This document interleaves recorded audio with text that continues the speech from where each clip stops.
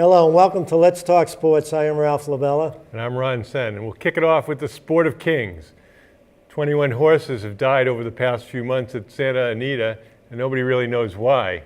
Whether it's track conditions, overtraining, there's a big investigation. And I think anybody's guess is out there. Were they broken legs or were they sick? Did they have a virus? No, I think it's been a number of things. I'm assuming it was mostly injuries. Well, that's bad. That's weird. I know. Well, it said in comparison with other years there might be 10. So I didn't know that many horses died in training for racing. Most of the time it's broken legs and then they, put them to sleep. You're right. They get broken legs and sometimes they get foot problems. They didn't say anything about a virus or a sickness? No? No.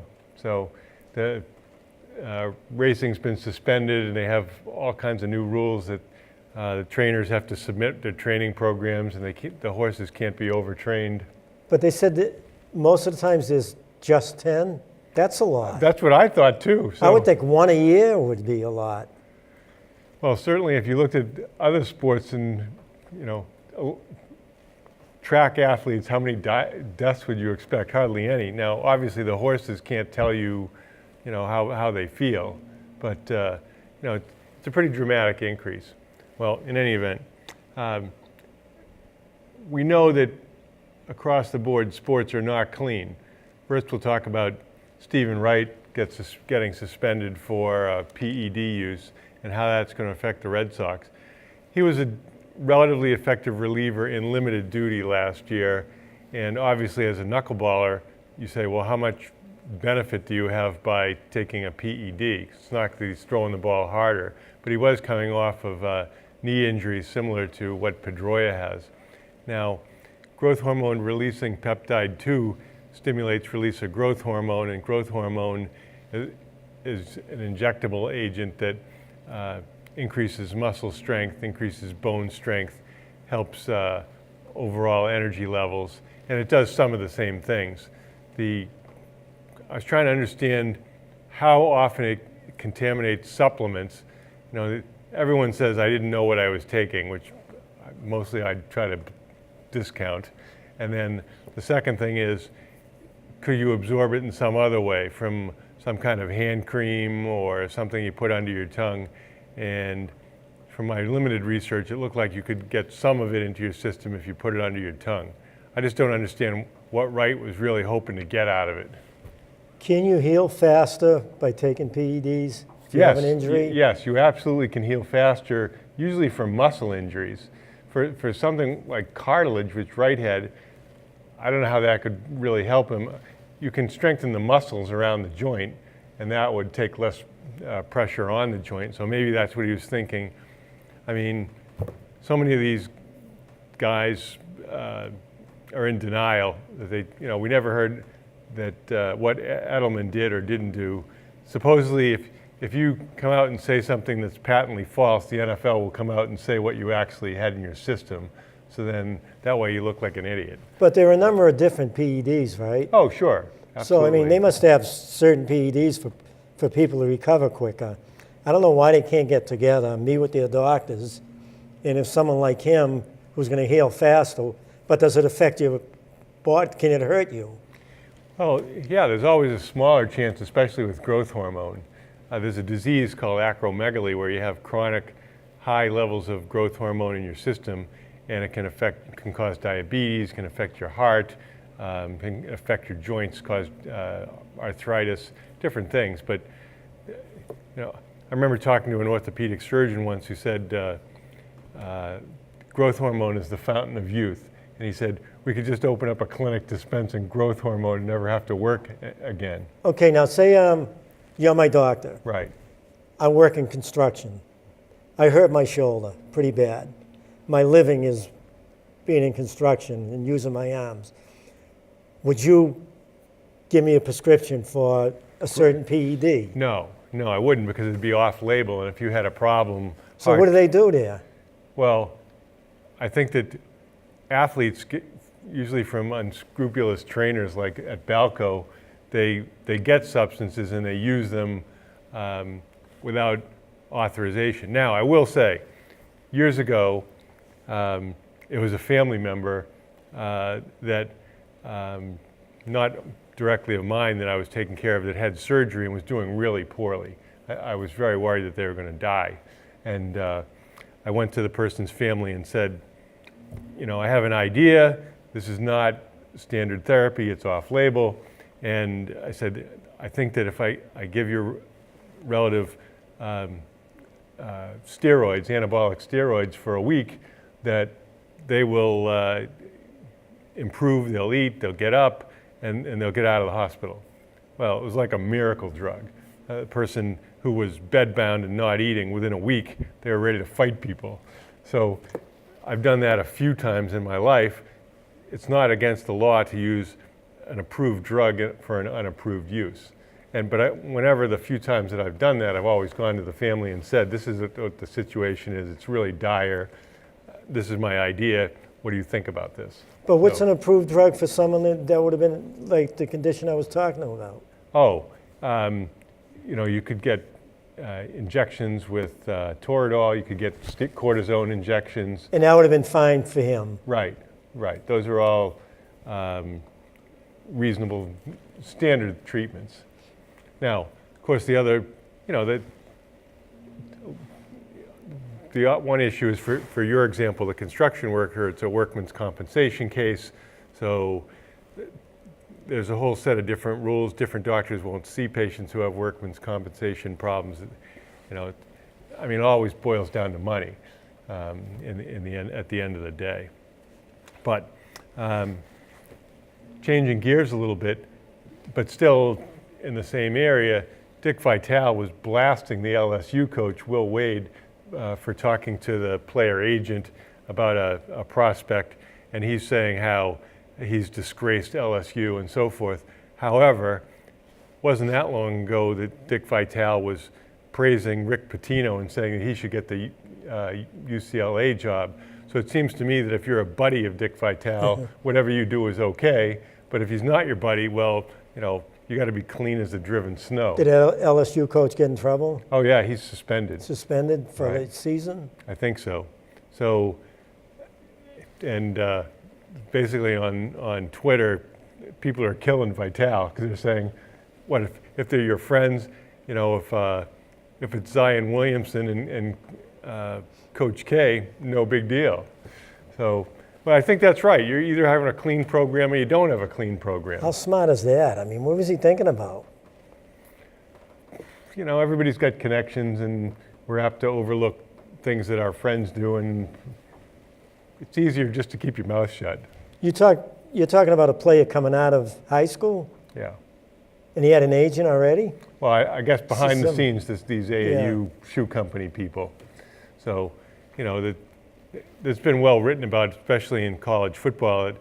Now, these are players who were at Oklahoma State, that they would go into boosters would go into the locker room, and guys would hand them a bag with lunch in it and $300, or a pair of white gym socks with money stuffed in it, that kind of stuff. Yeah, but aren't college coaches talking to high school coaches and the families?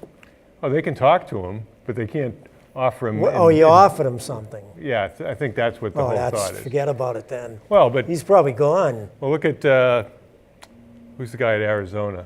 It's obviously Bill Self at Kansas was come under scrutiny. I'm blanking on the guy in Arizona, but it just seems that the old saying about Jerry Tarkanian talking about Kentucky. He was saying, the NCAA is so mad at Kentucky, they gave Cleveland State an extra year of probation. So it's, Tarkanian was always one who he wasn't over the edge, but he was at the edge as far as recruiting. So anyway, it makes it really interesting. The Bruins have been on a phenomenal streak of recording points. They finally lost yesterday to Pittsburgh. Everybody 4-2. predicted that. That was 3 games in 5 nights. I think it was something like that. And they just got by the 2 previous games, so you knew they were kind of like. Right, they had late goals. I think one was in overtime and one was in the last minute of regulation. I think Krejci had both of those. Yeah, goals. one was with 6 seconds. I think they were both in regulation. But one with the overtime game was early on. think it was last week, but Bergeron scored a goal with 6 seconds. They scored 2 goals in the last minute Right. in one game. And then didn't Krejci get it with like less than a minute too? I think around 50 seconds to go. Was that in overtime? No, I think that was during regulation. Yeah. But the Bruins have been doing great. The questions arisen, which player will get the 7th player award? There's been a lot of discussion about who deserves it. I don't really see enough games to know for sure. There's been discussion about Gralchik, who's been very good defensively, local kid. Carlo, he's in there. He's playing really well. And Halak, who's gotten stronger lately. He had that bad streak in the middle of the season, but has rebounded and overall has a good record. And Rask is only going to end up playing around 45 games this year. So he'll be pretty well rested for the playoffs. So yeah, hopefully they're healthy. They have a shot. Well, they have the second best record in hockey right now as far as points, and we'll see how it goes. Tampa's really strong, and if they had to play Washington really has had their number. They beat Washington the last time they played them. They beat Tampa the last time they played them. They played really well. Now, here's one we can call on your expertise. Jabari Bird pleaded to sufficient facts in his assault case against his girlfriend. I don't know enough about what sufficient facts are. Sufficient facts for guilty, but continue without a finding, which means they'll continue it if they send him to a program, tell him to do community service, pay costs. Once he completes that satisfactorily, they'll dismiss the case. So that's what it comes down to. Sufficient facts for guilty finding, but it's continue without a finding for a period of time, and you just got to follow what they say. All right. Well, NFL free agency is heating up, and nothing good is happening for the Patriots so far. Now, you can make the argument that assuming the Michael Bennett trade goes through, where the Patriots traded a 2025th for Bennett and the Eagles 2027th, then that really told you that the Patriots were not going to spend on Flowers. So Flowers supposedly has agreed to a 5-year 80-something million. $85 million contract. 60 million's guaranteed or something? So close to that with Detroit. So, and another former Patriot, Amendola, has agreed to sign with Detroit. Now, part of the problem last year in Detroit for Patricia was that he was working him really hard and he didn't have any voices in the locker room who were saying, yeah, this is the way it's going to be. Yeah. So now with Flowers and Amendola, now of course there's always the possibility that, some guys get paid and that's it, that they slack off a bit. But I mean, that's a good pickup for Detroit. You knew the Pats weren't going to sign Brown, off Flowers. You knew they were going. They're not going to give $17 million to Flowers, and they're not going to give $16 or $17 million to Brown. I mean, Brown's the luckiest guy in the world. San Fran wanted to get rid of him because he was lazy and too big, so they just about give him to the Pats. Plays great for the Pats, although he was rated really low, which surprised me. He was rated low for the season. Yeah, he literally ate his way out of San Francisco, resurrected his career in New England. But you have to wonder if all that money, how that's going to play out for him. I mean, it's going to work out for him. He's got $50 million guaranteed. They're going to be banging their heads saying, what do we do? I mean, Gruden, he's a good coach. He's got all these young draft picks, all these 3 first-rounders. He gets him. Hopefully he can play like he played against the Pats. But they said a lot of that had to do with Brady getting rid of the ball and the coaching. But, of course you're going to let him go. You got Wynn, the number 1 draft pick last year. Well, He'll come up. They got Antonio Brown in Oakland for a 5th and a 3rd. So Derek Carr is somebody else to throw to. But before they had traded away Amari Cooper for a first rounder. Yeah, they have 3 first-round picks. Right. If they can hit on all 3 of those picks, they'll be coming. But you know what? A couple of star players can do. For a team, and I think they only have 1 second-round pick, or they don't have any, because they gave a 3rd and a 5th. If they had a 2nd, they would have asked for a 2nd. Pittsburgh, Yeah, I guess people in Pittsburgh are none too happy. Well, if you look about Pittsburgh, they lost Brown, they lost Le'Veon Bell, they lost Jesse James, their really good tight end. And what did they get? They got $21 million extra in cap hits. They have it in dead money. So that Garoppolo deal may not have been that bad when you think about it. No, because the Patriots will probably end up with a third-round draft choice for Brown. Yeah. As a compensatory Well, pick. same thing with Flowers. Right. So they'll get 2 third-round draft picks next year too. Right. For the 2 of them. So that's the Patriots are always kind of collecting pieces. But they have players, the Patriots. You know, I'm not upset about it. I mean, you couldn't sign them. You No. sign them, you're not going to be able to sign other players. Right. You know? I think their cap room right now is around $24 million. So, well, that's minus the Brown. Well, it's I mean, 22 Bennett, million. before Bennett. So Bennett's cap hit, I think, is $7 million. Yeah, it brings it to 15, but then Right. Brown brings them back to 20, doesn't he? No. He made $5 million last year.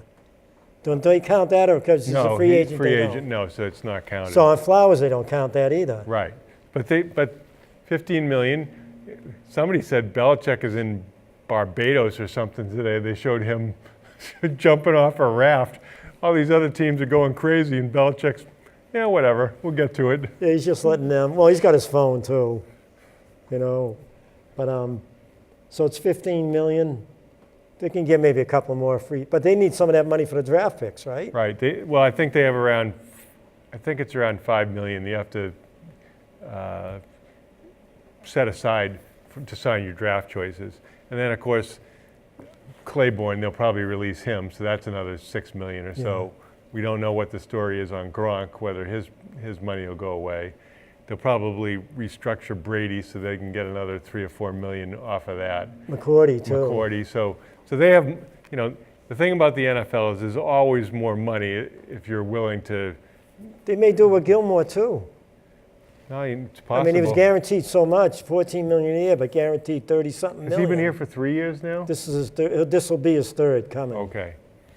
So I mean, he was a really good player. I mean, oh, that was a great signing. Right, and 13 million, you know, wasn't outlandish, especially when you look at the cap's going to be around almost 190 million dollars. So, so overall, they're making progress. Now, the big prize in free agency that's still out there, if you believe in the running back, is Le'Veon Bell. So obviously he didn't play last year for the Steelers, and there's word that the Raiders are interested in him. They have a lot of money, or had a lot of money, and then also the Jets.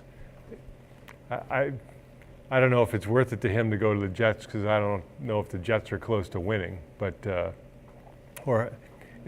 He won't go to the Jets unless he goes for money. Right. Well, Matt Chatham was writing today on Twitter. He was saying, to think that players should just blindly take discounts when they have a limited career.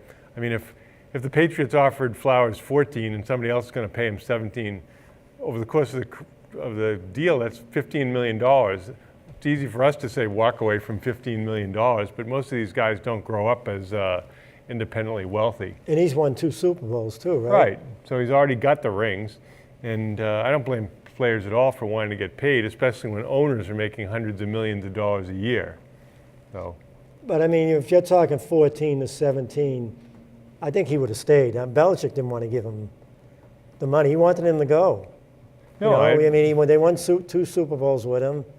They almost won another one. But he's not a great player. Well, when they traded for Bennett, it was pretty obvious that was going to be it for Flowers. I didn't see enough, you know, of the defensive line. I know they played great, you know, in the playoffs. But I thought Wise played tremendous. I thought he really came on in the playoffs, those 3 games. Well, Wise was good. Guy was steady. Guy was tremendous. You know, overall in the postseason, I don't think the Patriots gave up 150 yards rushing total. They were really solid against the run. Well, when you have Hightower and Vanoy in the middle, that helps. Well, we'll talk more about NFL free agency when we come right back.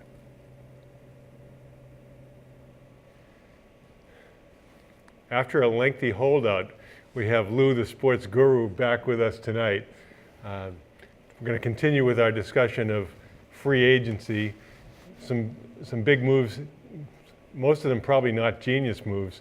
Nick Foles, 4-88 to the Jaguars. Goes to show you the musical quarterbacks. Do you think he's worth it? Well, it was a tough week for Jaguars. The Jaguar that attacked a woman in the zoo, goes to show you probably shouldn't back up to the Jaguar cage. And thankfully, in this crazy world, they didn't put the animal down. For once, a human does a stupid thing, and then let's put I just thought for sure they were going to kill a jaguar. What kind of an idiot climbs over a cage to get a selfie? I didn't even hear it. You didn't hear that? There's a barrier that she somehow got around so she could take a better picture of her getting attacked by the jaguar. She get killed? No, Luckily. but she got her arm sliced pretty bad. Yeah, luckily. I mean, let's face it. What are you going to do to get that off? By the time they get it off. But, as far as football goes, if only the Jaguars had as much ferociousness as the animal did. Well, the Jaguars went from AFC finalists to sub 500 last year, although they beat the Patriots. Yeah, after they had a great game against the Pats. So I don't, Bortles, there's talk that the Patriots might be interested in Bortles as a backup. Well, number one, that was a great pickup, though, for the Jaguars. I mean, that's a great move. $22 million a year. Well, you need a quarterback no matter what. And he's a very good quarterback. I don't know. He's much better than It's a Bortles. step up. When? He's a step up. But a I lot mean, better. I think he's a step up, but I don't know if I'd say a lot better. I don't know. I keep going back to what Brady does, and he just makes it look so easy. Like they used to say that about Montana. He just does it, makes it look easier. And I think that you could say that about Brady. So maybe we're so spoiled that when we look at other quarterbacks fold up in playoff games or in big season games or even just in regular season Like games. the Super Bowl 2 years ago. You're still stuck on here. One play. One play. He One fumbled. play. No, I'm not talking about Brady. I know he was. You know what? The Pats had no defense.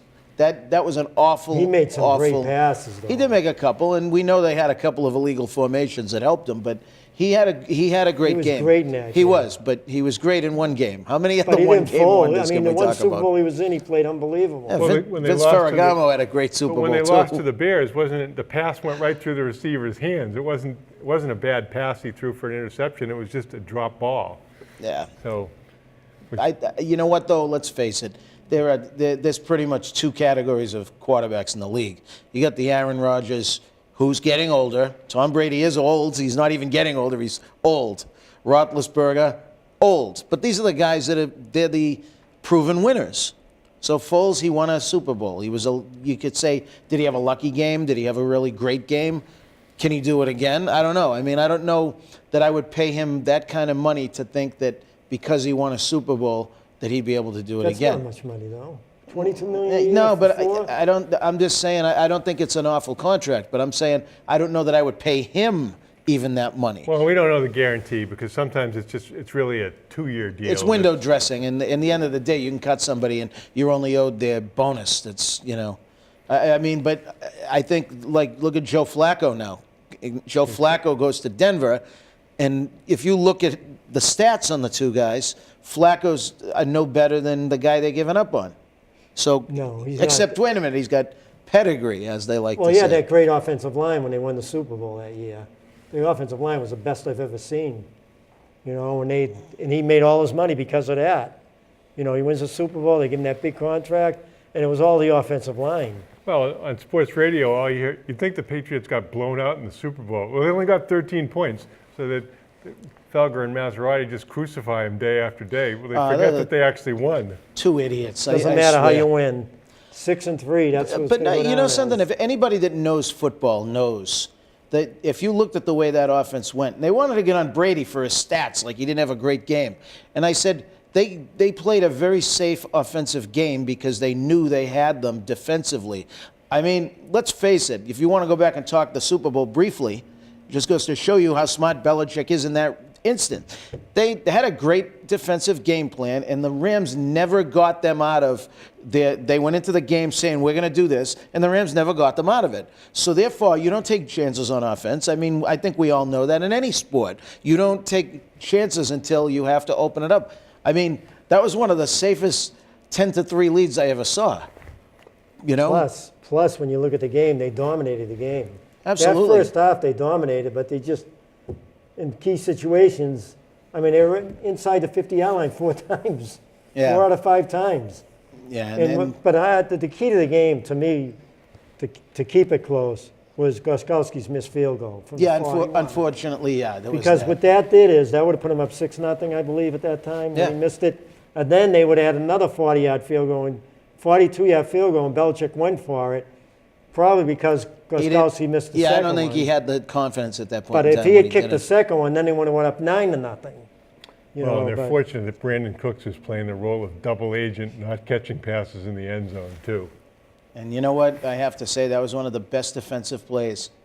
I mean, he was so wide open, it wasn't even funny. Like, have you ever seen a guy that wide open that he was like waiting for a bus? He turned and he was just looking. And when you see it in slow motion, like NFL Films plays it, he's just open forever. And then, And McCourty came over to But make they the... had 400-something yards, the Pats. yeah, they moved the ball. That was like the thing. 440 or I something? mean, the interception was unfortunate. It wasn't a great thrown pass, and then it was hit up in the air. Then you had the missed field goal, and then they turned it over on downs once, right? So, I mean, you think about there's the potential for how many points could have been a blowout. But you know what? It was a nice win. There was a nice it win. was a throwback kind of win to those people that said that game was never going to happen. Like me, I said that game was never going to happen again early on in the season. I said that it's just that, telephone numbers. And look what they did. They ran the ball. Unbelievable, the Pats. It's a lot more fun to see your team win than watch a Big 12 football game where you lose 70-67 or something. Yeah, and you know what? I'm not a fan of that stuff. I mean, I thought it was great that Belichick, like the trends are this in football. So what does he do? We're going to go heavy. He had the Washington Redskin offense, 2 tight ends and a fullback. No one uses a fullback anymore.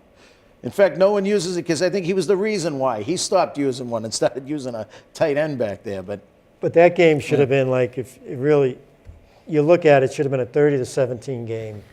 When you really look at it what absolutely happened in could that have. game. If they had opened it up a little bit more, they would have went ahead, and I think the Rams would have panicked and come back a little, probably threw up a few touchdowns. If you had to make a bet on who the Patriots will draft with their first draft choice, chances are, knowing them, they'll trade the first round choice for 2 They have seconds. 12 picks, right? I wouldn't be surprised if you're going to see some trading, and you just never know what Belichick's got his eye on. I look at Right. it as 14 picks. I look at it as 2 first-rounders, 2 second-rounders, and 3 third-rounders when you got Wynn and Dawson coming back. Right. And they didn't It's play true. it down. It's true. Imagine The that. number You 1 got, and 2 picks. that's what I mean. You got that coming back. You have a cornerback who's coming back, who they really like a lot. You've got the left tackle who's coming back if he's healthy. And then you got the kid from Miami. Is it Yeah. the Miami receiver that they really like that got hurt? Yeah, what was the kid's name? I know you're talking. Barrios. Berrios. Yeah, but that's why, so this is why they can keep turning over every year. Because, it's kind of funny that a while back they were saying Belichick wasn't good at drafting. But who would you like to see them pick? What position would you really like See, to see? here's the thing now. A real good player. You're going to get a real good player. What position? I got to be honest now. Before the Super Bowl, I would have said they really need an outside receiver. And after the Super Bowl, I'm like, geez, they can win any way that I don't even know what they need. Honestly, for me, I always say the 2 things that you always need are the offensive line and defensive line. But the offensive line played so great this last year, and they got Skyneck here. I don't know what he's doing, that he just is a miracle worker. Defensive line, I think you can never have enough. And it's not even pass rushes. People think you need sacks. It's not sacks. It's just, playing your gaps and doing what you're supposed to do and keeping it so that they can't run, keeping it so that you don't have to sack. If you get the pressure on the quarterback, you disrupt things and disrupt their timing.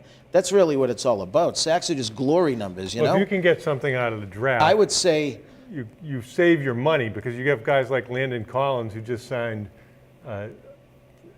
6 years, $84 million as safety. Like the chance of the Patriots just spending that money on a safety. no, they never would, though, because they'd just pick one up either in free agency or somebody has a brother that they'll get. Well, they turn a cornerback into a safety. Yeah. So you don't know. You're saying defensive It's line? hard. I say, for the way the Pats play and the way they win, I would say defensive line linebacker.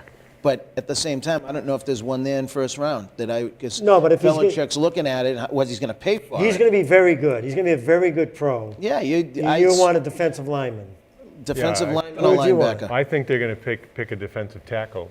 One of these flex, sort of like Ty Warren guys that can play defensive end sometime. Even play though they defensive have tackle. 4 of them now. Yeah, because you just can never have too My much of my that. pick is a tight end. I'm saying you're going to get Yeah, a very good player. right. You can get him anywhere. If they get a very good tight end and Well, Gronk comes back, Well, they have the kid from Alabama. and then there's another player There's who's 2 rated from better. Iowa. But what kind of Gronk is going to come back though? Like, how hurt do you think he was last year? I mean, he looked to me. But at the end of the year, he looked great. He in the Super Bowl though, when he got open, he got separation. He looked like the same old Gronk. He was the MVP in it's not San Diego, the LA Yeah, Charger game. He yeah, was the MVP in that Well, game. the Was question blocking. is, was he getting the North Dallas 40 treatment before the game? yeah, right. I wonder though if there were times he looked like Russ Francis in his prime, and then there were times he looked like Russ Francis in his last year. So I mean, I don't know. I hope he was hurt, and I hope that he's got it still up here, and he says, "I want one more." I mean, they went to 3 Super Bowls in a row. How can you not want to come back to that? I mean, it's only been 4 done in 5 years, one other right? time. Yeah, and it's unbelievable. I mean, you want to talk about what they've done. They've now surpassed the Green Bay Packers. What the Packers did in the 60s was like the Canadians. They owned all the players. There was no free agency, and it was just, I'm not saying it was easy what they did, but when you look at what the Pats have done, free agents, with these kind of guys and the way he's won, I don't know. I don't think anybody in any sport's ever going to see this again. So, Well, the most underpaid player on the team is who? What? Edelman. Edelman. When you're considering the money they're throwing away. Look at what Amendola's getting. Amendola's getting. well, he's getting nothing now. No, he's getting 4.5. he just signed 4.5. Oh, did he? They did. I That's saw he right. was talking to the Lions. They signed him. Now in 2 years, he's going to be making over $10 million. Oh, man. When you think about it, look at Edelman's pay. Was he making 3-point-something million? Yeah, I think he's got some incentives. I think he made around 5. Problem is, he's never going to get it here. And if you were, you'd have to be an idiot on another team to sign him, unless you were one player away. If you were like, take any team that was in the playoffs that has a shot this year, it needs a slot receiver, you'd sign Edelman for one season just because he'd be great for you. But come on, you can't give him money. You might see the Pat sign is that kid from the slot back from Dallas. What's his name? He's a free agent. Who isn't now? I don't watch a lot of NFC, but Is it the white? the The, Cowboys. Beasley. Beasley? Beasley. He's real good. He's a free agent? Well, there's some talk they're interested in this kid from UMass, Andy Isabella. He's like quick. Yeah. He's an end. Really, yeah, he can play slot or end. What does he run? 4-3? Yeah, Something? 4-3 something. Remember they used to call him split ends back in the day? Yeah. That's Ron, funny. Ron Sellers. Yeah, split Florida end. State. Judge Sauer of the New York Jets. But we haven't talked about baseball. The Red Sox have just been brutal lately. The bullpen now. Okay, Come on, Ron. it's Let's spring- talk about it. It's spring training, sample size, but the Red Sox bullpen ERA is What did I almost tell you 9. last show? No, What do you say? now Last year I predicted the Red Sox were going to win, but if the Red Sox don't get a closer, the Yanks will beat them by 10, and the fans will be. They get the best starting pitchers in baseball, the Red Sox, and they don't have a bullpen. I can't believe they left it this way. Well, the best pitcher they've had so far this spring is Darwinzon Hernandez, the lefty from, I think he's Venezuela, is throwing 97, and he's got complimentary pitches. So he's going to be a second half addition. And Joe Kelly hurt himself barbecuing. He was cooking Mexican food or something, and he had hurt his back. Yeah, see you later, Joe. But what are they going to do if they don't get a closer? I got to be honest, I'm surprised by that, though. When With that team, and isn't what's his face there still out on the market? Kimbrel. Kimbrel's still looking. I said they're going to sign him. I wouldn't They're be gonna end up surprised signing him. if they. I wouldn't They're be surprised crazy if if they they do don't. sign him. But you know what? I don't know what happened in the. Maybe the scouting report. Maybe they saw something when he couldn't get the ball over the plate, and I was like, geez, this is a bad time to have Well, the his yips. velocity's down a couple miles an hour, and his command is way off. So, Yeah, but for most of the season, he was really good. He was Could that? real good. But you know how that is with pitches. Sometimes they just hit that late season swoon. They come back the next year, things are better, especially closers, because it's all, Well, you know, Alex between the Spire years. had a long article in the Globe, and he looked at the free agent relievers over the last few years, and basically said it's a coin flip as far as what you get out of them. So, That's true. I so if mean, you're going to spend big money, you don't want to be flipping a coin to do it. and look at how far some of these guys, they had 40, 50 saves. They didn't just, slow down. They fell right off the cliff. All right. Eric Gagne. Over/under games played by Dustin Pedroia this year. What's the over/under? Oh, after last year, I give him 60 games. I'd say probably 120. I was going to say 50 games. I just think that when you have this kind of injury, Well, you're both saying that he's going to have knee problems during the Yeah, season. I don't Right. think he's coming back. I was kind of thinking, I was watching an interview with him, and the whole time I'm watching him, I'm saying, geez, I remember when he was a kid. Look how just old he is. And I'm thinking he's just, with the knees and the way he's played, I mean, he played with total disregard for his body. You got to give him credit. He left it on the field. If I was the Red Sox, I would probably let's hope we have someone else that can split some time with this guy. We'll give him 2 games. We'll give him 2 games off. We'll give him 3 games. We'll give him a game off. And maybe we can stretch it out that he lasts. Well, that means he still have a knee problem. They're saying that he's going to be okay, but he's only playing 2 innings at a time. Yeah, We're talking Well, you know baseball. Cora, though. Now he's going to stop playing 4 innings. The question is not who's the best athlete on the Red Sox. Is he one of the best athletes around? Mookie Betts, MVP of the league, can dunk a basketball. I think he's rolled 8 300 games. Yeah, imagine that. They showed him running out to catch passes in a sort of scrimmage situation. He runs great routes. He apparently is the second best ping pong player against Chris Sale, who must be unbelievable if he can beat him. And Sale's got a foot on him, too. yeah, they asked him how he is at checkers and chess. He says, "I win all the time."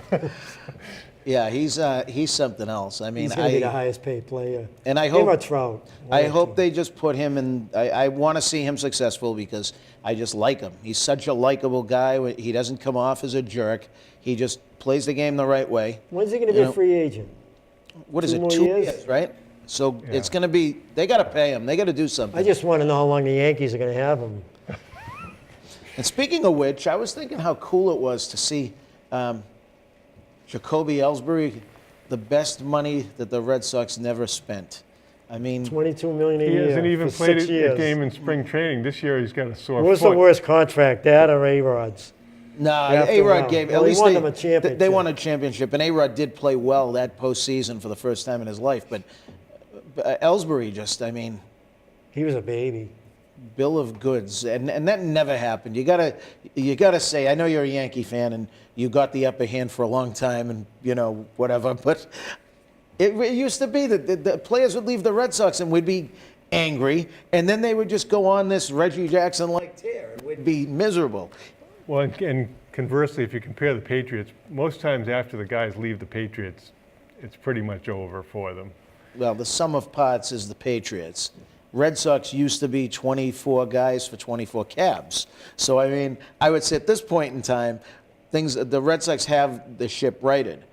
As far as the bullpen goes, I don't know, maybe. I would love to talk to somebody and just find out if spring training, if they take a guy and say, listen, no breaking balls.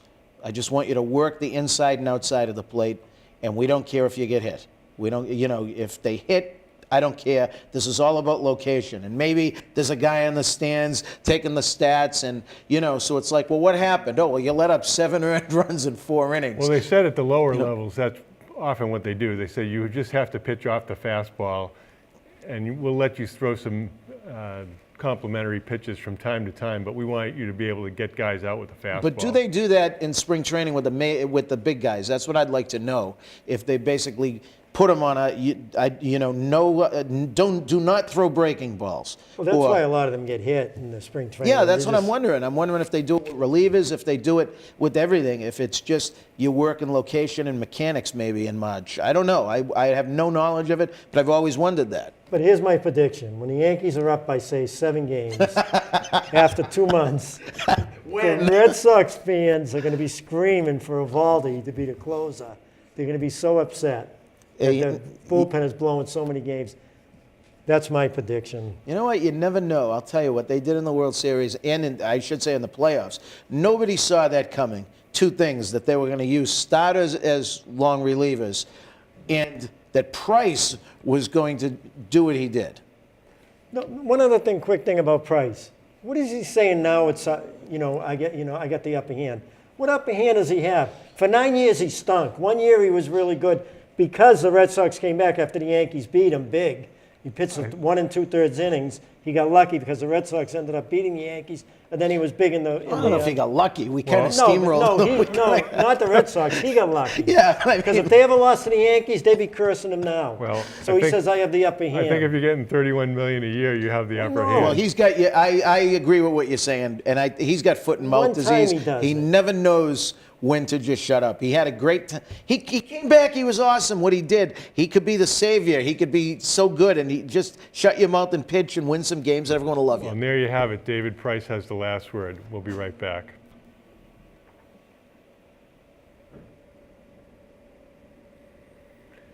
The Celtics were left for dead and buried after pretty much mediocre play in February, but a trip to the West Coast, a long 6-hour plane flight, has reinvigorated them. Looks like somebody punched Gordon Hayward in the face, and he had a mouse under his eye, but it woke him up, and he's had 19 points per game in the first 3 games of the trip. He's looked a lot better, shot over 41% from three-point line, and the Celtics have beaten a depleted Golden State, beat the Kings, who actually are playing pretty hard these days, and the Lakers with half their players missing. Yeah, that was a terrible game. I thought they was. played terrible. They won the game, but they played a terrible game, the Celtics. My thing is, you got Brown, who's one of the best players in the league, going to the basket. He takes 12 shots. 6 of them are three-point shots. I'm watching the game. Now, I completely blame Stevens. I completely blame him for the way some of these guys are playing. You know, they don't look to pass. Brown, again, one of the top 2 or 3 players, taking the ball to the hoop, pull up jump shot. 6 three-point shots. 3 of them were flat-footed, which means, you know, he catches the ball, holds the ball, decides he's going to shoot it. You know, hits the side of the rim. And when I see something like that run, and then I don't see him get back in defense, yeah, they've won 3 in a row, but they still have a long way to go. Well, they beat Golden State when, you know, they didn't have Klay Thompson, and they weren't really into it. Durant wasn't into it that night, and so Phoenix just beat Golden State too. Yeah, so I mean, I'm not worried about Golden State. Golden State's in coasting mode right now. Yeah, they lost the edge right now. They'll get Right. it back. Yeah, I don't think they have to be worried about. The Kings are not so bad. And it was good the Celtics No, that was beat a them. good win. Yeah, I mean, and the Celtics hope to get the Kings draft choice down lower to maybe around 12. Right now, I think it's 15, so that's not really looking so great. Yeah, but if they don't make the playoffs, which it looks like they're not going to, thankfully the Clippers started winning. They've won 5 in a row. Who the Celtics are playing tonight. So if they end up in the lottery, who knows? They could be the number 2 pick if they luck out. Then the Celtics will be the team that lucks out. If they go to number 1, then I don't know what the percentages are there. Yeah, it's minimal, but But maybe the Celtics will get lucky and get, you know, I think they can only get the first, second, or third. They can go up. I think that's right. And obviously they're locked out of the first anyway, not lottery protected. But anyway, so the Celtics played better anyway. Winning does matter. The Celtics are still in 5th in the Eastern Conference. Yesterday, Philadelphia beat Indiana. Indiana looked good for a half and then totally fell apart in the second half. Indiana plays pretty hard. They're not that great. Well but coached. Yeah. Well, coach. McMillan coaches them, right? Yeah. Very good coach. And, so Philadelphia, especially when Embiid's got it going, although Philadelphia has trouble against the Celtics. So, Oh, Embiid, he doesn't like going up against the Celtics. Even Horford, who's not as big and tough as him, gives him a tough time. yeah, but especially Baines. Yeah. Baines bangs with him. He doesn't like that. Well, that's one thing. Baines is back in the game against the Lakers. Baines had, I think, 3 rebounds in a row. At one point, the Lakers started to come back, and Baines kind of asserted himself on the defensive boards. So he's something. Kyrie Irving's had maybe his best year as a professional as far as statistics, points, rebounds, and assists. He's just kind of a strange guy. So I think it's best not to engage him too much in this discussion about all the rest of the universe. He apologized to the press, which is pretty good. Yesterday. Oh, I hadn't heard that. Or this morning. So, well, he's just a different kind of guy. Yeah, he's in another world. You He's know. talented. I mean, if they could play with him, what I'm hoping happens at the end of the year that Kyrie, I think things are swaying back to where he's going to sign. He signs, and they really go after Davis. Right. If they traded Tatum, I'm not losing any sleep over that. Tatum's got to go. I loved him last year, but he has really been, I could say he's been terrible this year. Doesn't play D, never passes the ball, goes with these crazy dribbles now. When he tried to dribble through 3 guys the other day, he's looking for the flash plays. He's looking to, score all the time when he gets the ball. He's not happy on this team anyway because he's not getting the ball as much as he wants to. So I think it was on Boston Sports Journal, which is a subscription site, that Brian Robb wrote about Tatum and what a great year he's had because of all the endorsements he's getting, with Dunkin' Donuts and everything else. And he doesn't have to spend any of his salary. Well, a great year is when you're actually doing something on the floor, not because more money is coming into your account. So, I mean, I get it how if you're a good pitch person and attractive to young people, that you're going to get paid. I don't have a problem with that, but earn it on the floor. Kobe got to him over the summer. Him working out with Kobe. Make sure you get your points on offense. It seems like that's all he does. Once, he'll get a rebounds here and there, a block shot here and there. He's 6'9" and long, but he's not. I'm watching other players that are outplaying him. Probably 70% of the games he's getting outplayed. He's not playing D. He never makes a good pass, but this isn't the right team for him. He needs to shoot the ball like some of these other players his age, like Mitchell, who's getting 20 shots a game. He wants to be on a team like that. Well, he wants to be the man. I mean, yeah, so I think he'd be better on another team if he went to a team like New Orleans. So I would love to see the Celtics trade Tatum, Smart, all your draft picks, maybe even Rozier. If they trade Tatum, Smart, Rozier, I'd give them a couple of the draft picks they have. Let them go. You get Davis in there because him and Brown think they're better than Hayward. They're not close to Hayward in talent. Hayward knows the game so much better than both of them. I mean, I like Brown to play because he's quick and take the ball to the hoop if he learns the game properly. But Tatum's not in Hayward's Well, their league. main competition for trading is the Lakers for Davis. And Brandon Ingram is out for the season with a blood clot in his arm. Now, anybody who's been around the planet for a while knows that 21, 22-year-old guys don't get blood clots in their arm when they're healthy. So there's something going on with him. Most commonly, people have hereditary clotting disorders that put you at risk for clotting outside the legs. And people can get clotting in the brain, they can get clotting anywhere. So, and you have to be on blood thinners, and you can't play in the NBA on blood thinners. So even though they said, well, he'll make a full recovery, I'm not so sure about that.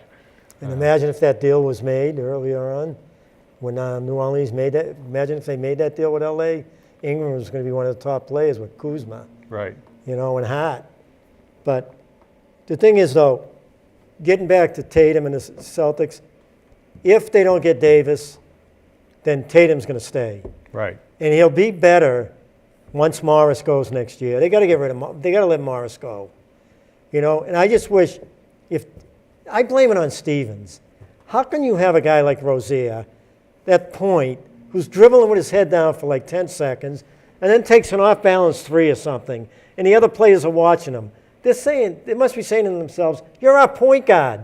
You're supposed to be setting us up, not dribble, and taking stupid shots." Well, I think the problem now I blame it is on Stevens. I think that the roster construction has too many guys who are ball-centric. Morris and Rozier. Everybody can't be shooting. Even if you're out on the floor, everybody can't take shots all the time. Hayward doesn't have to shoot all the time. He's willing to pass the ball. But some of these guys they are incapable of making plays. Horford is good. Horford's willing to pass. And he's scoring. Yeah, Horford He's has hitting his actually shots. been pretty solid. So I think people are talking that Morris has been the second most consistent player on the team. No, it isn't. It's Kyrie, then Horford, and then it drops off fast from there. Tatum for the most part scores. But look at Hayward, right? You think he likes playing with these guys? Morris doesn't look to pass. So Hayward's standing in the corner when Morris gets the ball. He says, "I'm going to watch." He's going to shoot it. He's going to take a couple dribbles, up fake, and shoot. When Rozier has the ball, he's saying the same thing. I'm not getting the ball from Rozier. He's going to do what he has to do, and if they shut him down, then he'll pass. But he won't make a nice pass to me. Brown's the same way. Brown, when have you seen Brown make a good pass? No, they have, as I said, they have too many ball-centric players, and that makes for a difficult environment. Tatum is out tonight. I don't really know what's wrong with him. Probably has a sore arm or something. Shooting so much. Yeah, but I think if they don't get Davis, they let Morris go. You let Morris go, I think Rozier will be gone if Kyrie stays.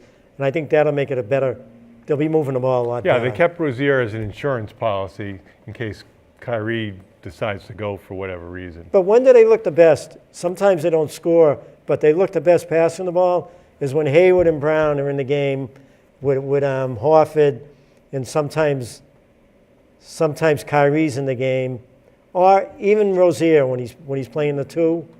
They're moving the ball a lot better. That's when Rozier should be shooting, when he's playing the two, not when he's playing the one, unless he gets a pass and he's open. Well, in any event, they still have another 15 or so games before the postseason, and postseason's a whole lot different. Well, we should talk a little bit about the girls basketball team that had an overall very good season, got to the sectionals, had a chance against Tewksbury. Really nice gym up in Tewksbury. Fairly new high school up there, and was a game that Melrose could have won, but just didn't go their way. Yeah, it was a fun game to do. I mean, I thought it was the best game Melrose played all year. Yeah, it was 52-49 Tewksbury. Melrose hit 5 3-pointers. They had the scoring was spread around, up and down. Both teams, I thought both teams just executed the game really well. I would have liked to see Melrose go down low to Sam and McDonald. You could tell early on that's what a big advantage was. Even though they hit 5 threes early on, they hit most of them. But in that second half, I said at halftime the key to the game is that Melrose had to stop the transition game of Tewksbury, and Melrose had to go down low, get the ball to Sam Dewey and McDonald more. McDonald was having a huge game. Well, to me, the three things that made a difference were, first of all, Tewksbury was able to penetrate to the basket pretty effectively. Their guard, one of the sisters, had 21 points. Second of all, they were, I won't say deadly, but they were very strong at the free throw line. They got a lot of free throws. Yeah, Elizabeth was his sister, one of the sisters. Yeah, it was Elizabeth. Galella, I think. Elizabeth Galella was 8 for 8 from the foul line. Right, so they got penetration. They were really strong. And Melrose wasn't able to get the ball inside as much as they would have liked. And there's a whole number of different things you can do. You can run pick and rolls. If they're fronting the players, you can swing the ball and try to get seals. And you can run cross screens. So you put a guard across from the center and the opposite post. When they go across the screen, when they switch, then you get a mismatch. You get Sam or Perry McDonald against a smaller player inside. And that just didn't happen. So Melrose had a chance. They were had the ball with 5.8 seconds to go, sideline out of bounds near midcourt, and they couldn't get the ball in bounds. So Tewksbury was able to get the ball. Well, with 20-something seconds to go, they were down 1 and they had the ball. Yeah. Remember the turnover to Tewksbury? And, they couldn't get the ball. I mean, they just missed. They had missed one open shot near the end. If that went through, they would have been up 1. But, hey, look at the 2 seasons they've had. I mean, the 2 seasons they've had have been unbelievable. Yeah, they've been very strong. And, obviously they're losing a lot to graduation as they have the 4 seniors who played well. As some of you may know, Sam Dewey was named the MVP of the Freedom Division. Other players who were named All-Stars were Perry McDonald, Lily Cunningham, and Smith? And Sam Smith, right. So Melrose is well represented there. They'll bring back Mary Kate Mahoney, Sam as starters. They'll have a lot of younger players coming along. I'm excited about the team next year. They're all the players that you've coached and I've coached. Right. So I think, except for the seniors this year, I coached everybody on the team. Yeah. So it'll be interesting to see how they do. I think they have some pretty good inside players. Emily Hudson, when she's healthy, can be strong. Chloe Halligan showed us something in the time she had. You have Olivia Scarper and Maggie Sullivan, as well as Kira Mate, and a number of young players off Centrella, the JV. Did you say her? No, Sophia Centrella. So they've got a lot of athletic kids. They don't have so much size, but they have the MVP coming back. If Hudson is healthy and plays this summer, they're going to be real strong. You got Chloe down low. I think Mary Kate's going to be one of the best point guards in the league. She came on really strong, and she wants to work on her game this summer. And I think she'll be one of the best point guards.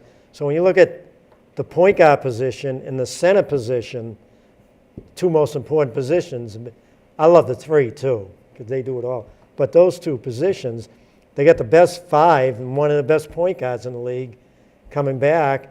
And I'll tell you, the other girls, they got to play this summer.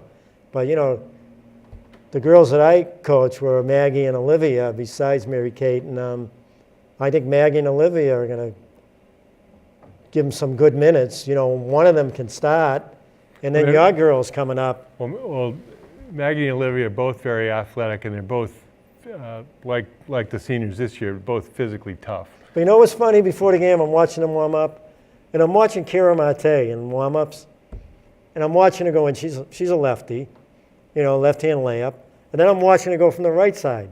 She has the best right-hand layup on the team, seniors combined. I'm watching her go in for the layup. She's going up nice, like you would think she's a righty.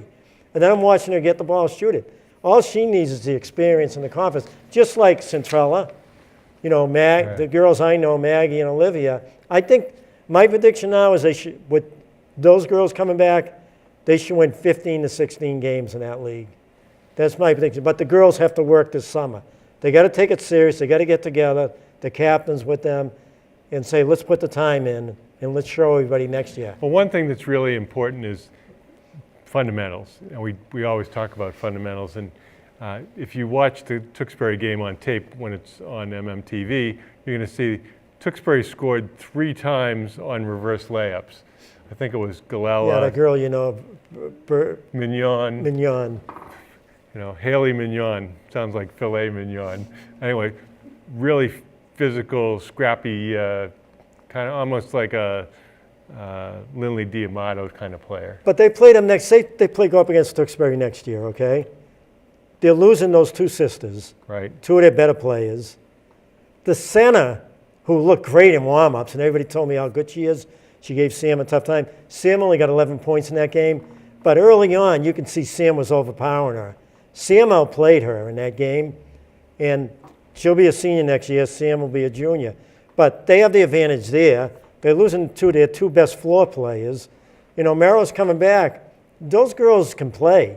They just need the experience. Well, of course, Tewksbury went on and in the sectionals lost to Pentucket by, I think, 11. So, Pentucket just rolls on. Coach McNamara's team, despite some poaching from Bradford Christian, still ends up winning the sectionals again.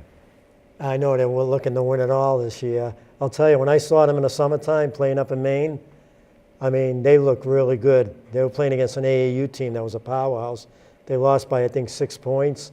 McNamara's in the stands screaming at them because they're behind. So is Pentucket playing Neshoba? Pembroke. Oh, they're playing, okay. Neshoba, the team my friend lost to in the Final Four, they're playing for the championship. They're playing to see who plays the winner of the Pentucket game. Okay, do you know who they're playing? Pentucket, I think, is playing Pembroke or something. Pembroke. Yeah, the team that was really strong last year was Foxborough. They had a couple of kids graduate, but they were still very good this year. And Pembroke destroyed them, but they beat them like 50-26 or something. Wow, they must be a power. So, if they beat them that big, they're gonna give Pentucket a tough go. Yeah, Because I saw Foxborough in the tournament that I coached against Melrose too. okay. We played Melrose and we played Foxborough, and Foxborough looked real good. So if they beat them by that much, Pentucket's going to be in for it then Wednesday night. Well, it should be some interesting basketball coming up at the Garden. There was some talk, we've heard a rumor that Melrose is considering starting a summer league so to have their players play this summer instead of playing over in the Woburn League. Boy, if they have to work at it. I know, that'd be good if they do it. But they have to practice a couple days a week together. Captain's got to get them out there, and I just like to see them be successful next year. I think they, with Sam there and Mary Kate at the point and the rest of the girls, I think they're just going to get better and better as the season goes on. And I don't know when the nationals are as far as wrestling for Hunter Adrian. It must be this weekend. Did you see the poor kid that lost? The other kid, what's his name?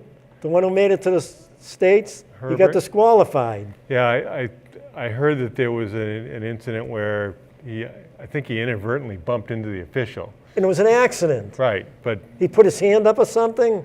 yeah, I didn't see it, but I heard that it inadvertently made contact with the official and was disqualified for that Yeah, and they reason. said it was an accident. It's a shame that it happened. Right. So Adrian goes to the Nationals second year in a row, so that'll be really... Was he third or fourth last year? He was fourth in the country last year. So I think he was in the 106 weight class. This year he's at 113. And he's a junior, right? Junior. There's a lot of interest in him as a college prospect, not surprisingly. If he was number 4 in the country, how many college teams have wrestling? They all do, right? I would think. He'll go to a Division I powerhouse.